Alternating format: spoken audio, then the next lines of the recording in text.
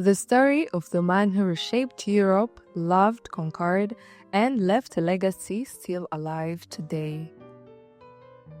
Did you know Napoleon wasn't born in France? He was Corsican, skinny, bullied for his accent, and mocked as a child.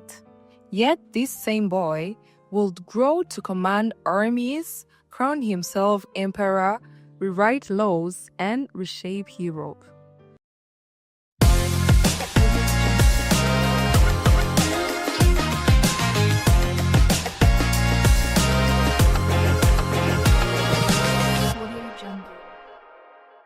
Most people don't know his story beyond Waterloo and short height, but Napoleon's life was love, obsession, genius, failure, betrayal, and revolution all rolled into one.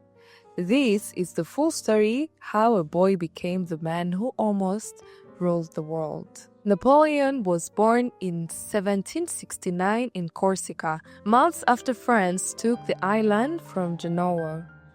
He grew up in a political tension, poverty, and constant rebellion. His mother, Letizia, was strict, often harsh, pushing him to discipline and endurance. His father, Carlo, sought upward mobility through education. Napoleon was small, shy, moody, bookish, bullied for his accent, mocked for being poor. But he had a prodigy's brain, math, strategy, and history. By age 9, he was sent to France to attend military school, an outsider, lonely, misunderstood, but already thinking like a general. At school, Napoleon was bullied, mocked for his Corsican ways. He was isolated, but he excelled in mathematics, strategy, and leadership theory.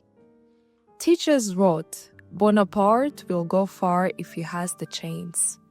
By age 16, he became second lieutenant in artillery, an underdog underestimated by peers but hungry for greatness. The French Revolution changed everything. Kings fell, nobles fled, the army was in chaos. Napoleon, young and ambitious, stepped into a country desperate for leadership. He would first make his mark at Toulon in 1793, where his brilliant artillery strategy helped recapture the city from royalist forces and their British allies, earning him early recognition as a rising military talent. He recaptured the city with a brilliance that made Paris notice him, his first step toward legend. At 26, Napoleon led the French army in Italy. He transformed weak, starving soldiers into a powerhouse. His rapid maneuvers, surprise attacks, and battlefield creativity stunned Europe. As a fun fact, he once wrote to his brother, saying, "A soldier will fight long and hard for a bit of colored ribbon." Napoleon understood people, psychology, and morale as much as strategy. Napoleon invaded Egypt to weaken Britain and show French power. Militarily, the campaign failed, but he brought scientists, architects, artists, and mathematicians, creating a knowledge explosion. Fun fact, the Rosetta Stone was discovered during this campaign. Napoleon called himself a child of the revolution, and sought glory through intellect as well as conquest. The Directory was collapsing. Napoleon seized power, becoming first consul. By 1804, he crowned himself emperor, not by Pope's hand, but by his own, sending a message that he made kings, not the other way around. Napoleon didn't just fight battles. He rewrote Europe's systems, legal codes, property rights, civil administration, and modern education. He created a blueprint still in use worldwide today. Austria defeated, Prussia humiliated, Italy transformed, and Spain a bloody quagmire.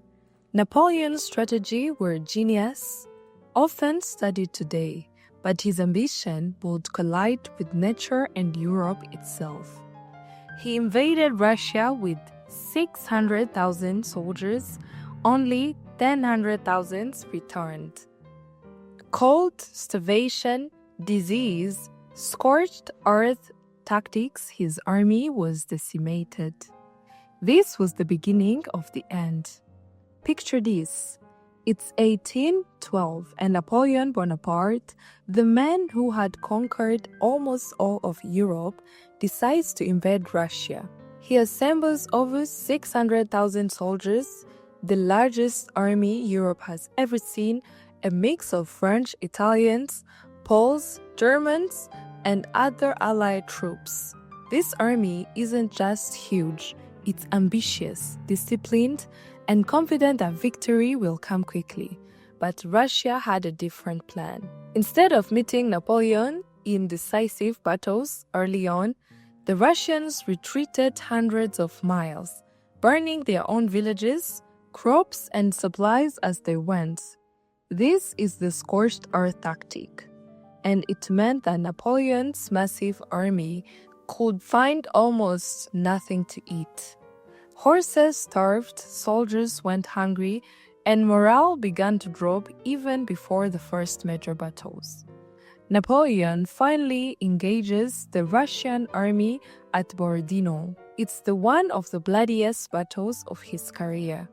Tens of thousands die on both sides, but the Russians refuse to be destroyed. Napoleon wins the field, but not decisively. Moscow still stands as the ultimate goal. When Napoleon reaches Moscow, he finds the city abandoned and set on fire. There's no shelter, no supplies, no winter quarters. For a moment, it seems like a nightmare. Hundreds of thousands of men exhausted and starving, trapped deep in a hostile territory as the Russian winter approaches. Disease spreads. Soldiers freeze to death. Guerrilla attacks strike constantly. Horses collapse under the cold and exhaustion. By October, Napoleon orders the retreat. This becomes even more catastrophic. The French army suffers horrific losses due to cold, starvation, and Russian attacks. Of the 600,000 men who invaded, only about 100,000 make it back. This isn't just a military failure, it's a disaster that signals the beginning of Napoleon's decline. Europe sees that the once unstoppable emperor can be beaten, and alliances start forming against him again. The Russian campaign teaches the world several lessons. Size isn't everything. Logistics can make or break an army, and even the greatest generals are vulnerable to nature, strategy, and human endurance. Napoleon survived, but his aura of invincibility was shattered forever. Fun or shocking facts: Napoleon's invasion force included soldiers from at least 20 different nations. Some troops reportedly ate horses, dogs, and even leather to survive. The winter in Russia was so brutal that some soldiers' frozen corpses were still on the battlefield weeks later. The campaign was the first major crack in Napoleon's reputation for invincibility. He escaped Elba, returned to France, rallied his army, and retook power for 100 days. After years of conquest, the unstoppable Napoleon is finally defeated. In April 1814, he abdicates for the first time and is sent to Elba, a small island off the coast of Italy. It's tiny, only about 7 miles long, but it's technically his empire. Napoleon lives like a ruler in miniature. He has a small army, a court, and some loyal followers, but it's nothing like the vast European empire he once controlled. Life on Elba is quiet, almost too quiet for someone used to power. Napoleon still dreams of glory. Meanwhile, Europe celebrates the Allied powers redraw the map. restore monarchies, and hope the Corsican usurper is gone forever. But France isn't happy. King Louis XVI sits on the throne, but he's unpopular. People still love Napoleon, and whispers of his return grow. King Louis XVIII sits on the throne, but he's unpopular. People still love Napoleon, and whispers of his return grow. Then in March 1815, Napoleon seizes his chance. With less than 1,000 followers, he escapes Elba, crosses the Mediterranean, and marches toward Paris. Along the way, soldiers sent to stop him switch sides, shouting, "Vive l'Empereur!" Crowds cheer, and within days, Napoleon is back on the throne. This is called the 100 Days. But this comeback is short-lived. European powers unite again against him. They form the Seventh Coalition, determined to finally end Napoleon's reign. His return sets the stage for one final epic confrontation, the Battle of Waterloo. Shocking facts: Napoleon escaped Elba with less than 1,000 men. Some French soldiers sent to stop him joined him instead without a fight. The 100 Days lasted exactly 111 days, from March to June 1815. Despite his small force, Napoleon's charisma made him instantly powerful again. He was defeated by a coalition of allies. Europe swallowed him whole. Imagine this, it's June 1815, the ground is soaked with rain and Europe is holding its breath because Napoleon, yes, the man everyone thought was finished, has escaped exile and is coming back for one last shot at power. The Allied nations form a massive coalition to stop him, but at Waterloo it all comes down to two men, Napoleon and the Duke of Wellington. Wellington cleverly positioned his army on a ridge, using the land like a shield, while the battlefield turns into thick, boot-grabbing mud that ruins Napoleon's biggest strength, his artillery. The fight begins with thunderous cannon fire and a brutal struggle at a small farm called Hougoumont or Hougoumont, where French troops spar in thinking it's an easy win, but it becomes a trap that drains their forces all day. Then comes one of the biggest misunderstandings in military history.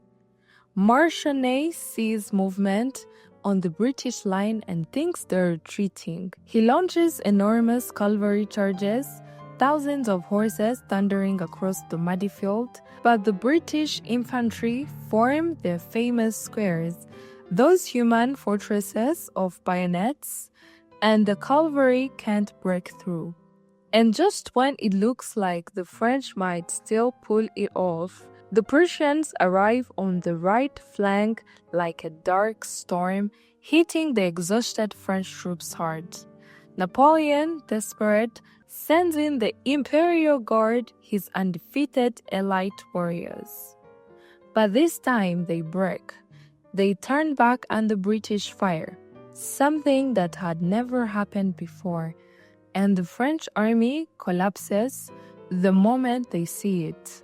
This single battle doesn't just end his career, it resets the entire political map of Europe. He died at 51, officially from stomach cancer.